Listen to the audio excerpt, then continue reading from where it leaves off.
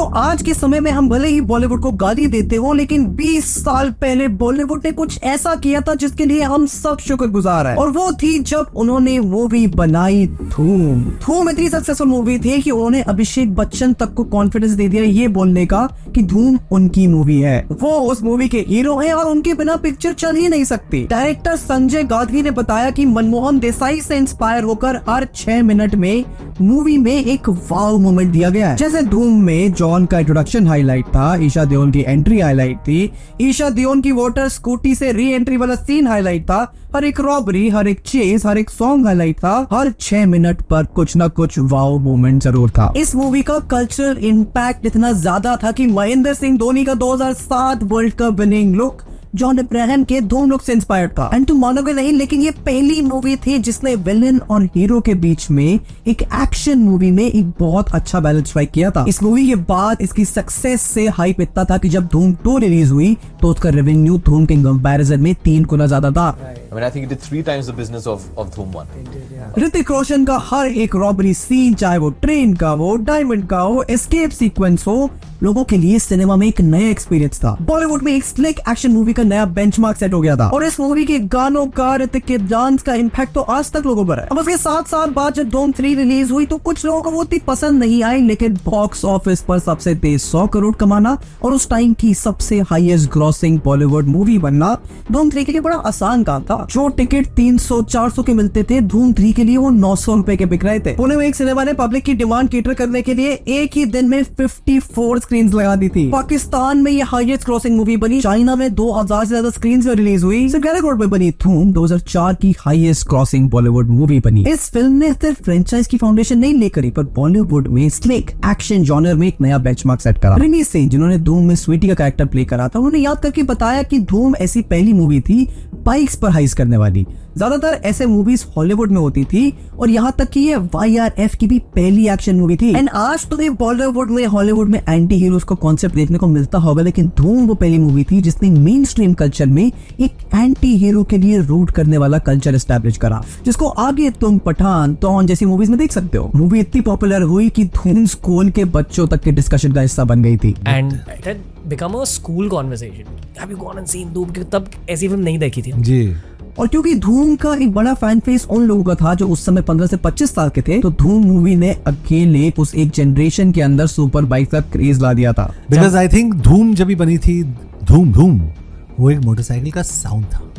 धूम में यूज हुई यामाहा और सुजुकी की बाइक्स लड़कियों की विशलिस्ट बन गई थी, और हायाबुसा जैसी बाइक का नाम पहली बार लड़कों ने धूम की वजह से सुना था। मूवी के गाने आज भी हिट है। धूम मचाले तो मानो नेशनल एंथम बन गया है इंडिया के ट्रक ड्राइवर्स का। आज जब धूम 3 को रिलीज हुए 10 से भी ज्यादा साल हो गए हैं, तो क्यों धूम 4 की हर एक न्यूज लोगों में क्रेजी फायर की तरह फैलती है? ऐसा क्या था धूम फ्रेंचाइज में जो उसका कल्चर इम्पैक्ट बॉलीवुड पर, हम लोगों पर, उस टाइम में बड़े हो रहे लोगों की सुपर बाइक्स के शौक पर इतना ज्यादा है? क्यों हम आज भी धूम 4 के लिए इंतजार कर रहे हैं? एंड क्या पहली 3 धूम एक्चुअली उतनी अच्छी थी भी या नहीं? बॉलीवुड में एक्शन मूवीज का अलग बेंचमार्क सेट करना, और मोस्ट इंपोर्टेंटली धूम का हमारे इंडियन कल्चर पर, सुपर बाइक्स के क्रेज पर, विलेंस की फैन फॉलोइंग पर क्या असली इम्पैक्ट रहा। ऐसी तो हर हफ्ते लेके आते हैं। हमारा एफर्ट अप्रिशिएट करते हो, चैनल को सब्सक्राइब करो, इस टॉपिक पे इंटरेस्टेड हो वीडियो को लाइक करो, एंड आओ तुम्हें लेके चलते हैं तब जब धूम एज अ फ्रेंचाइज बन रही थी।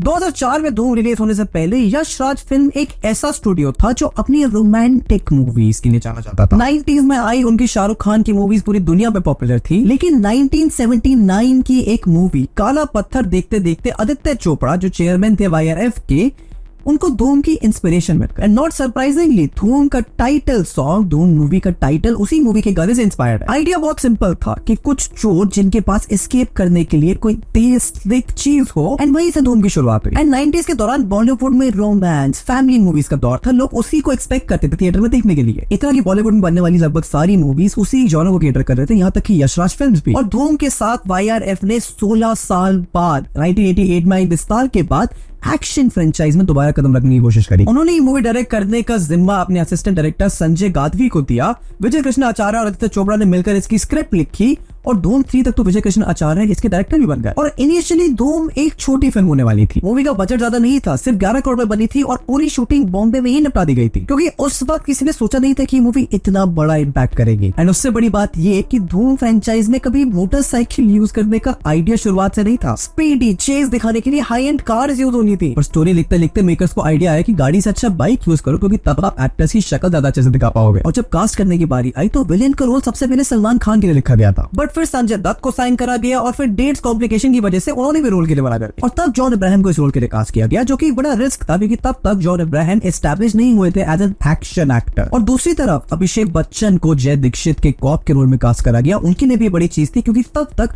उनके करियर में उन्हें एक आउटराइट बड़ी हिट नहीं मिली थी। जॉन अब्राहम की बैड बॉय इमेज दिखाने के लिए उनका एक चिजर्ड लुक डिजाइन किया गया। ईशा देओल रिमी सेन को बोल्ड सीन्स करने के लिए बोला गया, इतना कि जब ईशा देओल ने पहली बार मूवी में स्क्रीन पर बिकिनी पहनी तो वो एक न्यूज की चर्चा का विषय बन गई। YRF फिल्म ने पुणे से एक सुपर बाइक्स का स्टॉक सोर्स कराया, जो फिल्म का एक इंटीग्रल पार्ट बना। उदय चोपड़ा को मूवी में कॉमिक रिलीफ के लिए अली के रोल में कास्ट किया गया, जो कॉमेडी तो करते ही और एक स्ट्रीट स्माइल मैकेनिक भी थे। मूवी के गानों की जिम्मेदारी प्रीतम की थी। इनफैक्ट पूरी धूम फ्रेंचाइज के सारे गाने प्रीतम ने ही करे हैं। मूवी से 2 घंटे की थी, लेकिन मूवी में आधे घंटे का रन टाइम सिर्फ सॉन्ग्स के लिए था। एंड शायद यही कारण है कि मूवी के सॉन्ग्स इतने आइकॉनिक थे। धूम 1 की एल्बम ने ही अकेले 22 लाख से ज्यादा यूनिट सोल्ड करे थे। एंड धूम की स्टोरी लाइन काफी महीनों में बहुत सिंपल थी, एक चोर और पुलिस की कहानी, जहाँ सिंपल एक ग्रुप ऑफ चोर है जो रफ्तार के लिए मोटरसाइकिल यूज करते हैं और चोरी हो गई ये पता चलने से पहले गायब हो जाते हैं।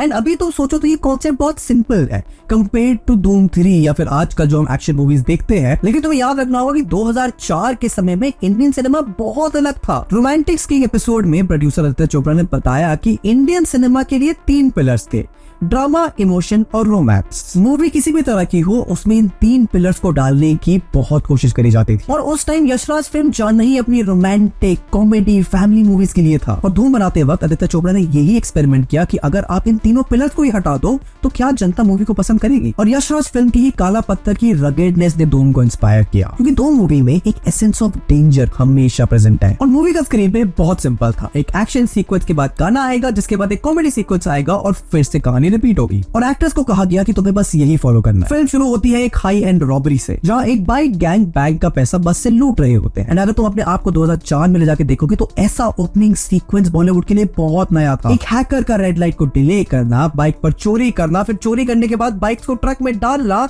गायब हो जाना, ऐसे स्लिक सीक्वेंसेस बॉलीवुड ने कभी देखे ही नहीं थे। ये चोरों को गैंग कोई नॉर्मल चोर नहीं थे, इनके पास सुपर बाइक्स थे। इनका लीडर जो जॉन अब्राहम ने प्ले किया था कबीर, वो एक बहुत ही स्मार्ट ब्रेन, मास्टरमाइंड और स्लिक चोर था। कबीर और जय के बीच में पूरी मूवी में कैट एंड माउस चेस होता है। एक सीन में 2 कबीर और जय फेस टू फेस आते हैं। ये पूरा सीक्वेंस काफी ग्रिपिंग हो जाता है। कबीर को इस चीज में मजा आ रहा होता है, जय के लिए करियर ब्रेकिंग केस होता है। और फाइनली क्लाइमैक्स में एक बड़ा ट्विस्ट होता है जब कबीर को एक नैरो एस्केप देने पर मजबूर हो जाता है जय, और एंड में कबीर अपनी बाइक को क्लिफ से गिरा देता है। तो ना कबीर की हार होती है ना जय की जीत होती है, और मूवी एक नए सिनेमैटिक एंड पर खत्म हो जाती है। और यही सिनेमैटिक सस्पेंसफुल एंड बॉलीवुड ने उससे पहले कभी नहीं देखा था, जहाँ हीरो की जीत भी नहीं होती है और विलेन की हार भी नहीं होती है। एंड धूम ने हर तरफ से बहुत इंस्पिरेशन लिया था, अपने स्टंट्स के लिए फेमस थी। इनफैक्ट एंडिंग में जब कबीर के साथ चलते ट्रक के ट्रेलर पर लड़ रहे होते हैं जय और Ali, it is said to be inspired by the Matrix Reloaded movie. इसके अलावा मूवी में कुछ सीन्स ऐसे हैं जो 2004 के साथ में बहुत यूनिक थे, जैसे जब चोरी के पैसों से कबीर की टीम से एक पार्टनर एक सुपर कार ले आता है तो कबीर को ये बात बिल्कुल अच्छी नहीं लगती और वो बिना कुछ कहे टेस्ट ड्राइव के बहाने गाड़ी को एक क्लिफ से उतार देता है।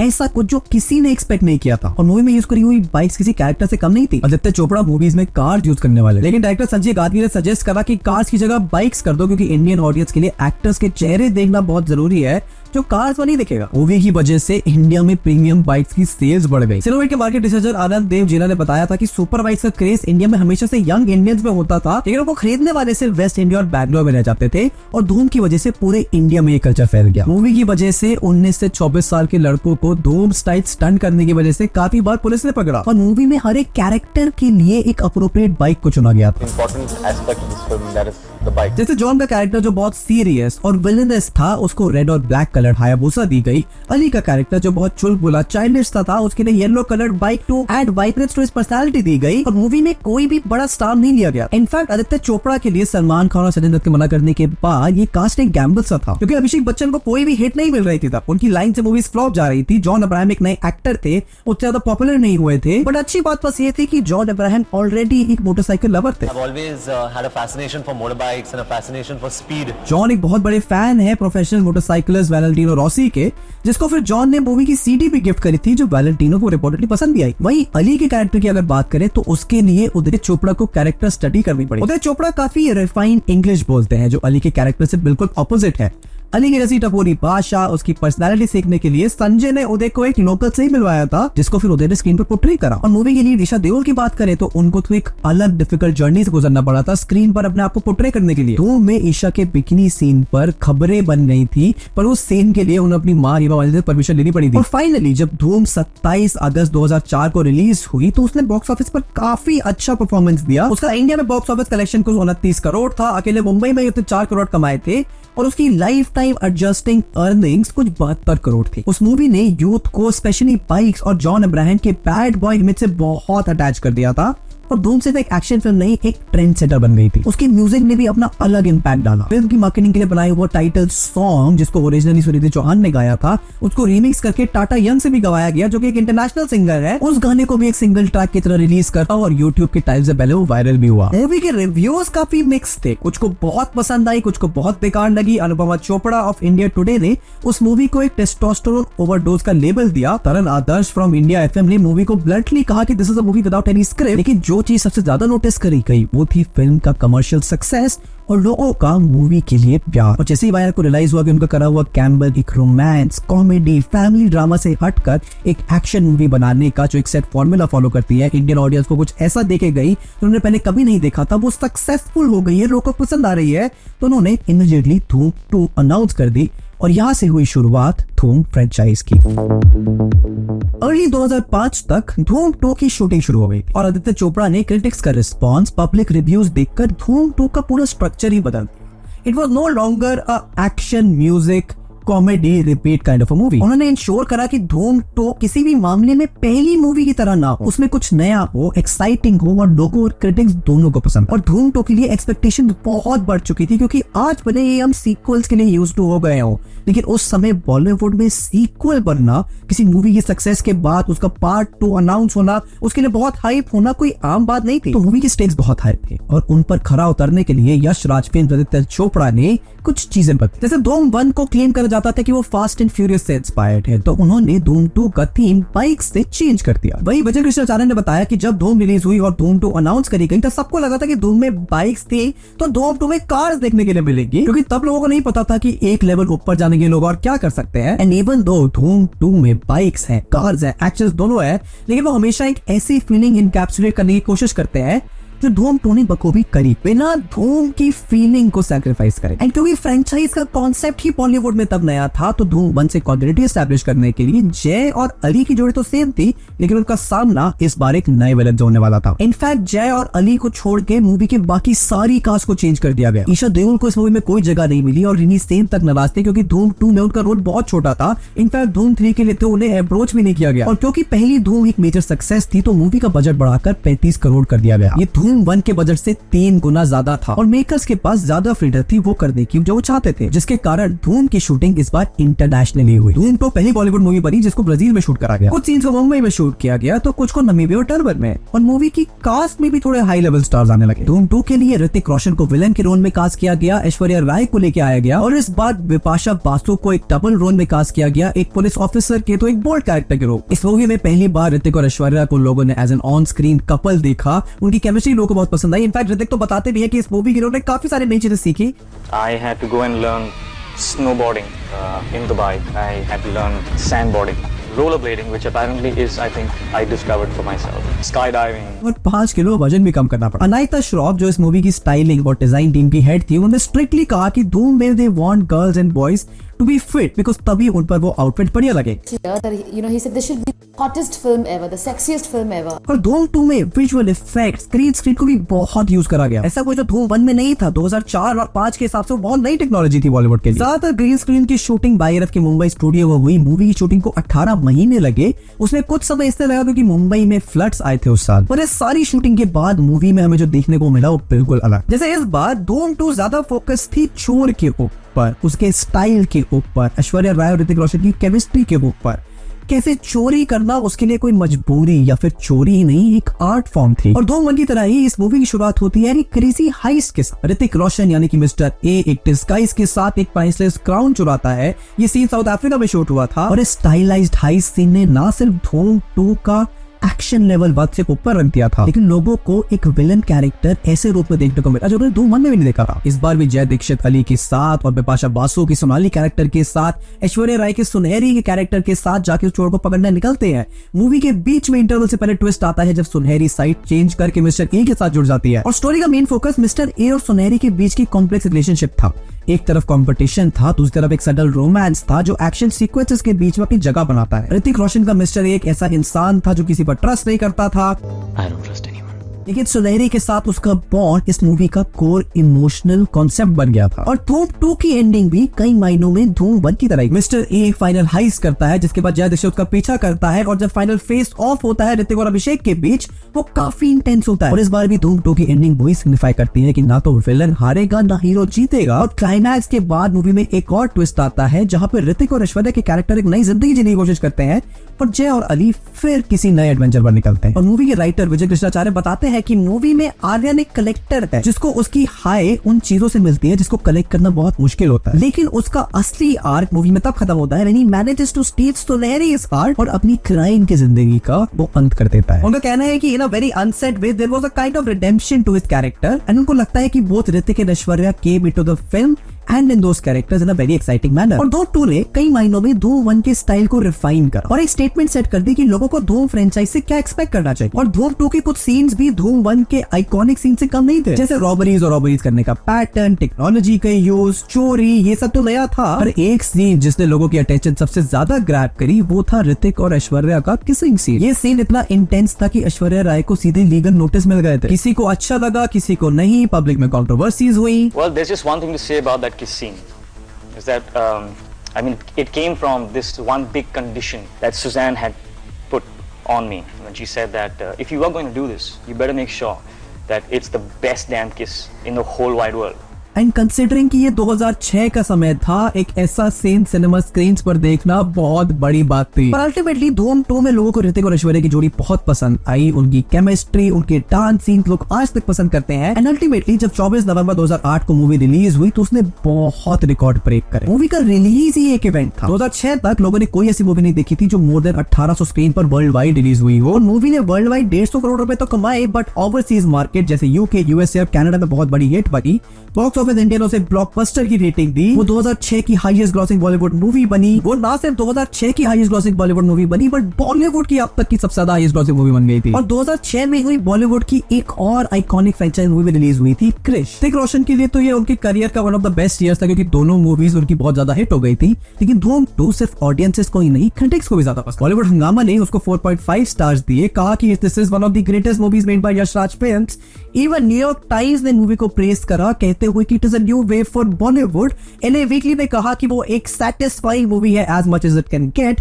बीबीसी इंप्रेस थे मूवी के एक्शन सीक्वेंसेस थे और क्योंकि इंटरनेशनल मार्केट को भी बॉलीवुड की बड़ी मूवीज का इंपैक्ट पता था, इसलिए लोकल ब्राजीलियंस तक धूम 2 की रिलीज का वेट कर रहे थे क्योंकि उन्हें पता था कि जब धूम 2 जो ब्राजील में शूट हुई थी पॉपुलर होगी तो इंडियन टूरिस्ट ब्राजील आएंगे। क्योंकि जैसे कहो ना प्यार है, जब न्यूजीलैंड में शूट होकर इंडिया में रिलीज हुई थी तो इंडियन टूरिज्म न्यूजीलैंड में बढ़ गया था। पर धूम 2 अपने पिछले पार्ट के कंपैरिजन में बहुत ज्यादा ग्रैंड, जैसे उन्होंने मार्केटिंग के लिए पार्टनर किया पेपे जीन्स, कोका कोला जैसे ब्रांड्स के साथ। कोका कोला ने तो एक मार्केटिंग स्लोगन तक बना लिया था, कोक उठा ले धूम मचा ले, कोक उठा ले धूम मचा ले। पेपे जीन्स ने धूम इंस्पायर्ड मर्चेंडाइज निकाले। पेपे जीन्स के साथ ये टाई अप है कि ये जो कपड़े देख रहे हैं आप यहाँ पे, हम इसे D2 कलेक्शन कहते हैं।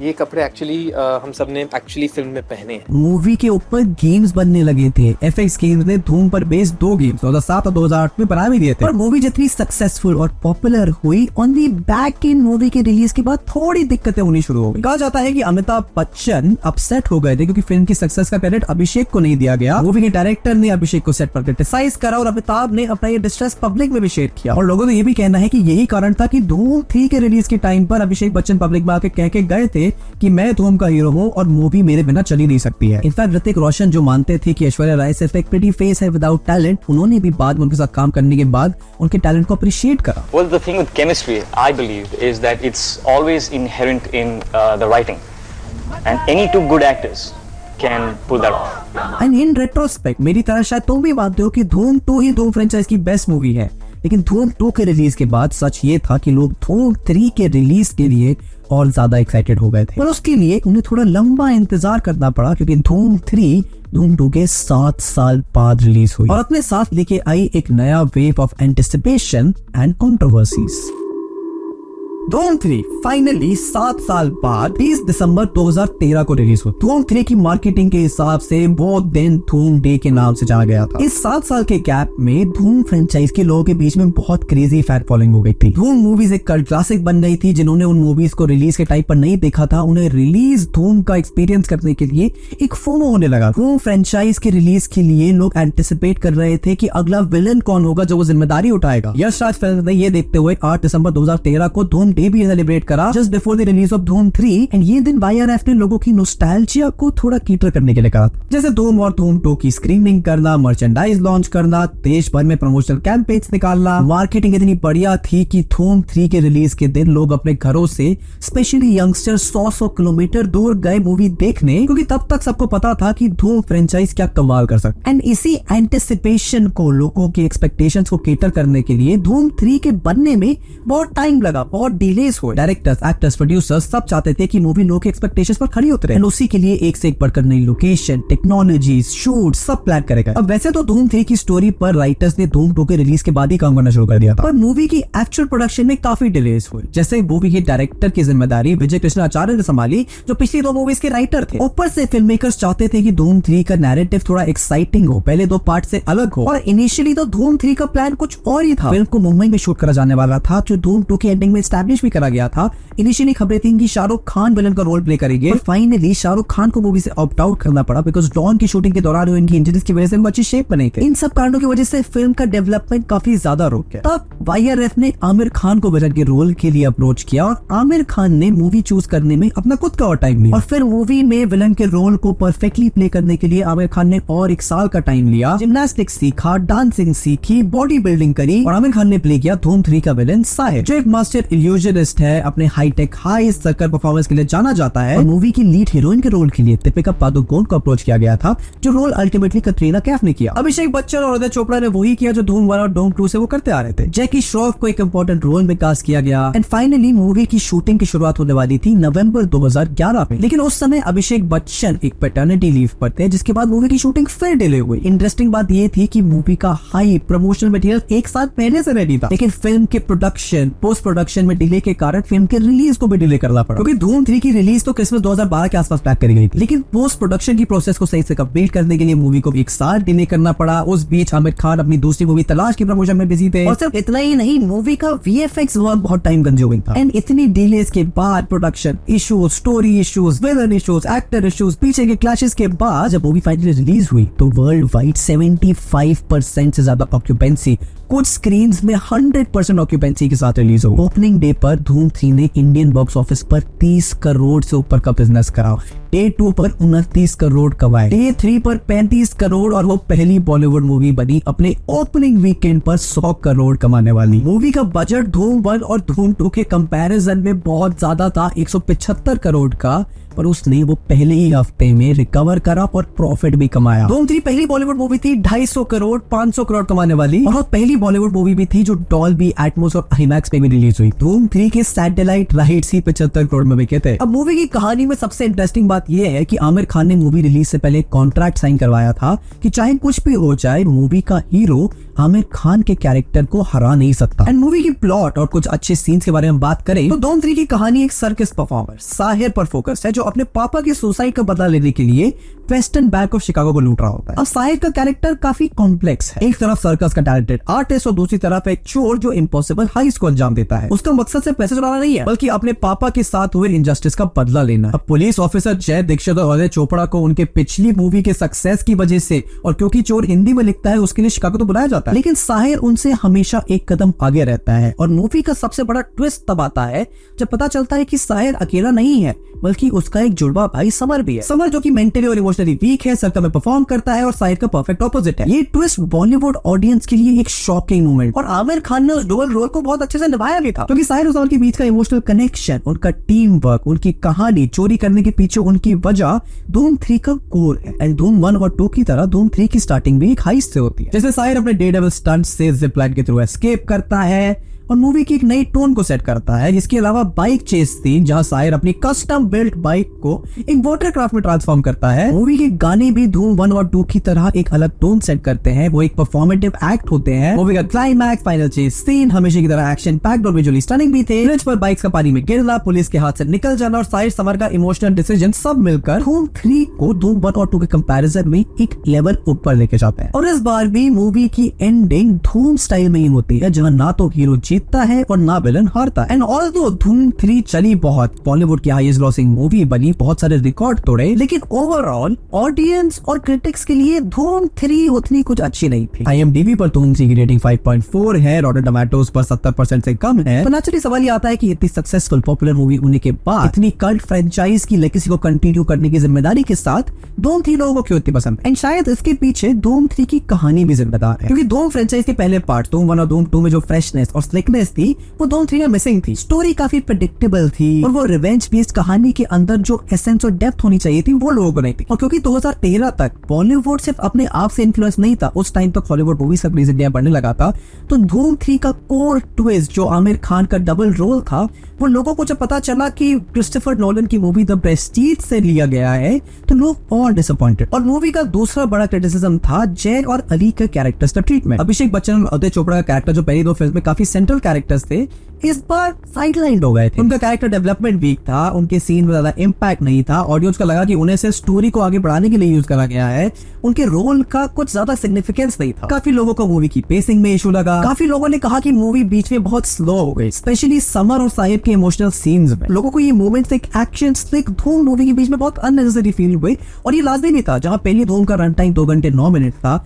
धूम 2 का 2 घंटे 30 मिनट के आसपास था, धूम 3 का रन टाइम ऑलमोस्ट 3 घंटे था। आमिर खान की परफॉर्मेंस लोगों को अच्छी लगी लेकिन मूवी का ट्रीटमेंट लोगों को पसंद नहीं है। एंड अनफॉर्चुनेटली सबसे बड़ा डिसअपॉइंटमेंट मूवी का था धूम 3 के एक्शन सीक्वेंसेस। धूम फ्रेंचाइज के ओरिजिनल फैंस इस समय तक बड़े हो गए थे और वो फैंस तो एक्साइटेड थे, लेकिन मूवी की डिले होने के कारण जो नई जनरेशन इस मूवी को देखने आई थी उनको वो एक्शन सीक्वेंसेस बहुत एक्सैजरेटेड, लॉजिक से परे लगे। धूम 1 और 2 के एक्शन सीक्वेंस भी एक्सैजरेटेड थे लेकिन वो कहीं ना कहीं रियलिज्म में बेस्ड थे। धूम 3 में जैसे साहिब की बाइक का वाटरक्राफ्ट में ट्रांसफॉर्म होना या फिर उसका ग्रेविटी डिफाइंग स्टंट्स करना मूवी में थोड़ा धूम के टाइप से अनरियलिस्टिक लगा। और कई महीनों में मूवी के मेकर्स ने एक्शन CGI पर ज्यादा फोकस करा और धूम के रियलिस्टिक एस्पेक्ट को अंडरमाइन कर दिया। एंड धूम 3 की कमर्शियल सक्सेस के बाद भी शायद वही कारण था कि जब ऑडियंस को वो मूवी उतनी पसंद नहीं आई जितनी धूम 1 और धूम 2 आई थी, इसीलिए धूम 4 आज तक रिलीज नहीं हुई। पर लोगों को आज भी धूम 4 का इंतजार तो है एंड शायद धूम 4 बन भी रही है